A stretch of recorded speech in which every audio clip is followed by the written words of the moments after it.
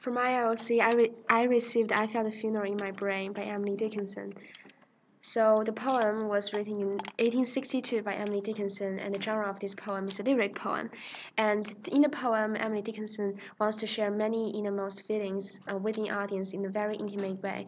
And the theme of this poem is that she believes there's another world beyond the reality that we are living in.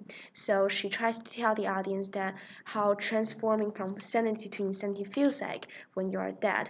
And the main devices used in this poem is repetition, alliteration, symbolism, simile, and metaphor.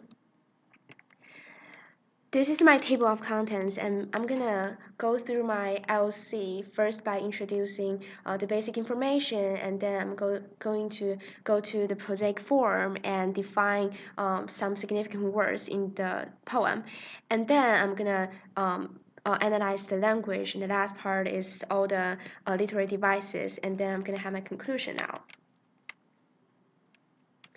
So I'm gonna first read the poem.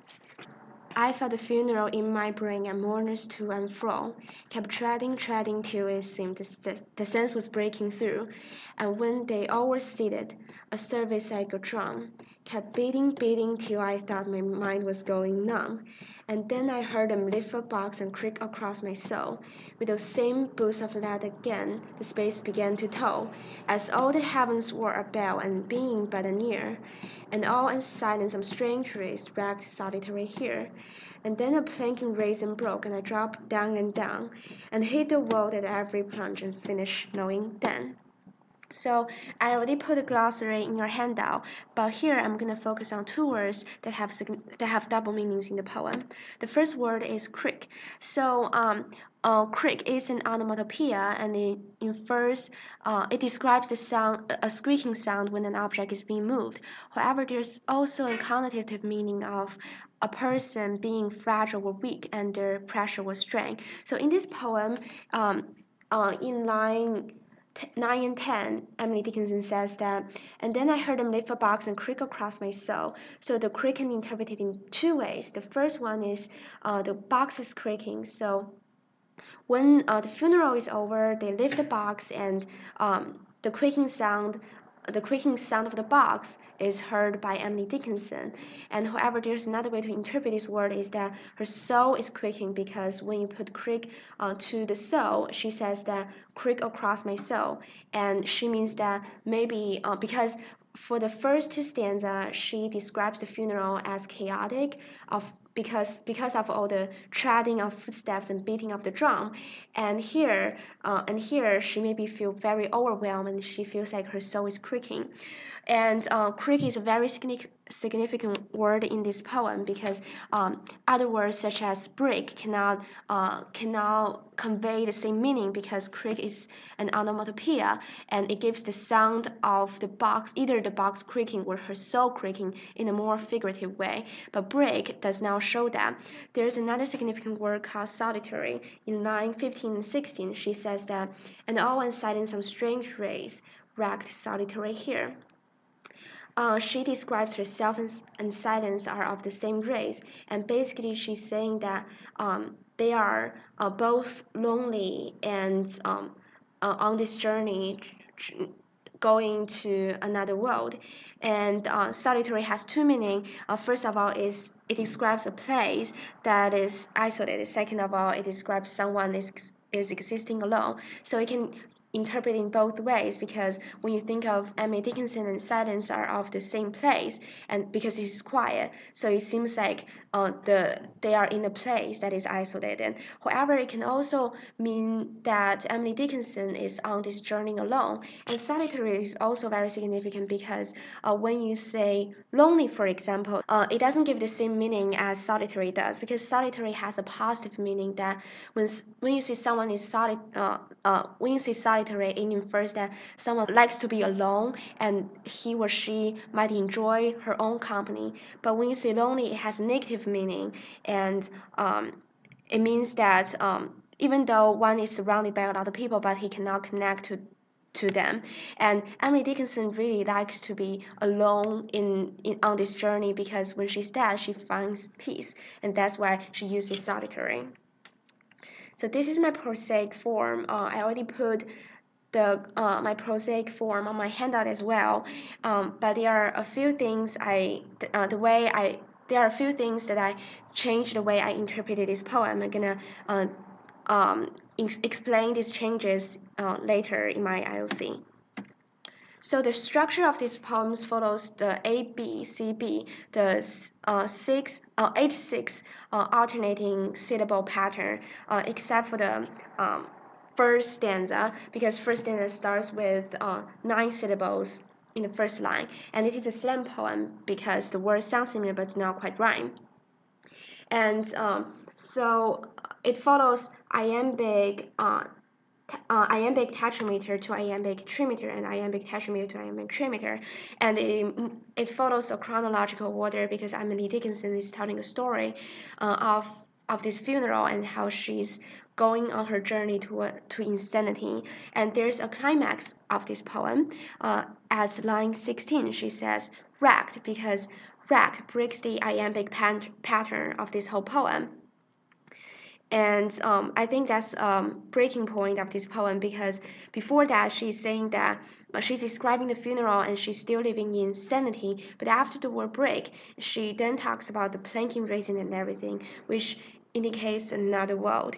And the syntax, like I said, it's the storytelling effect, so it follows noun-verb, except in line 16, it's just 2 adjectives that breaks the flow of the whole poem.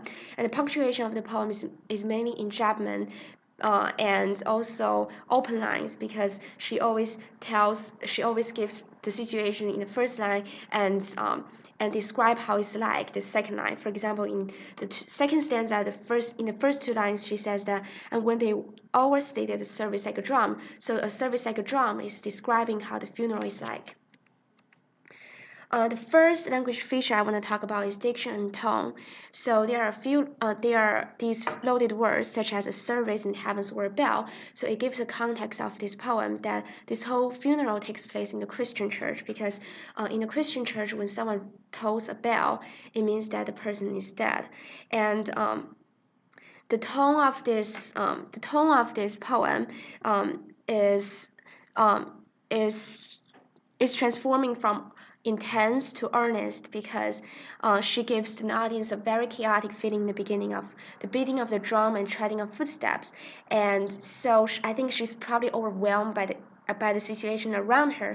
However, afterwards, wrecked, everything seems really quiet, and she's being very earnest and intimate with the audience, saying that what the other world feels like to her. And so the tone is transforming from depressive to hopeful. And there's another phrase that "finish knowing then." It is very ambiguous. In my prosaic form, I interpret it as "and finish knowing, pause, and then something else happens." However, you can also interpret it as "and finish knowing then." In my way of interpretation, I think Emily Dickinson believes there's another world beyond this reality. So the word "then" is a word that signifies what happens next. But when you interpret that "and finish knowing then," it means that you finish knowing everything the moment you are dead. The prominent devices, first of all, is metaphor, and brain, mind, soul are 3 words that describe in 3 different levels of your head. So when the funeral just gets started, she describes that everything takes place on the surface. However, when the funeral begins, she thinks that this service is actually reaching her intellectual ability, because mind is related to intellect. However, at the end, when funeral is over and she's about to go on her journey, and she feels like that's when her soul comes out, and her soul is the thing that's gonna go through this whole journey herself. And there's also bell, ear, and silence. And bell, she described heaven is a bell, and heavens is the commander of your death. And ear and silence are both passive receiver of sound. So basically, she's saying that you do not get to decide your fate, and the heaven tells you when you are dead. And then the sense, planking, reason, world all infer insanity, because she's describing that the world is separated by a planking reason, and above this plank you have all the sanity, but at the moment you are passing, and the planking reason breaks and you hit another world. There's only one simile in this whole poem. It's a service like a drum. So the beating of the drum can be interpreted in two ways. The first one is it can imitate the sound of the heartbeat. However, the way I see this poem is that like a drum can it's kind of like the beating of the drum is heroing someone very significant or important to this service, and maybe that significant figure is God or something like a divine entity that controls her fate. The next is sound device, and by using repetition of the word treading and beating, she gives the audience a very chaotic feeling that everything is going in order, and she maybe asks the audience, she raises this question that is funeral for the dead or for the living, and through her poem, she says treading and beating. It seems just really chaotic and muddled in a blur. So maybe she's telling the audience that funeral is actually for the living but not for the dead.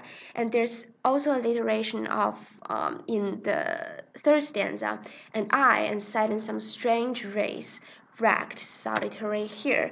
It is the alliteration of the syllable s, and so in this stanza, she describes a very quiet atmosphere. So maybe the sound of s is imitating the nature with the wind, because all the human sounds are gone, and now she's only with silence, which is pure silence, and the s sound imitates, maybe it is the sound of wind, because she's now in close contact with the nature. So, and in my conclusion, I think Emily Dickinson is curious and imagines the world beyond reality when heaven announces her death. And she believes that there's a divine entity that commands her fate, and she unfolds the audience the journey of transforming from sanity to insanity.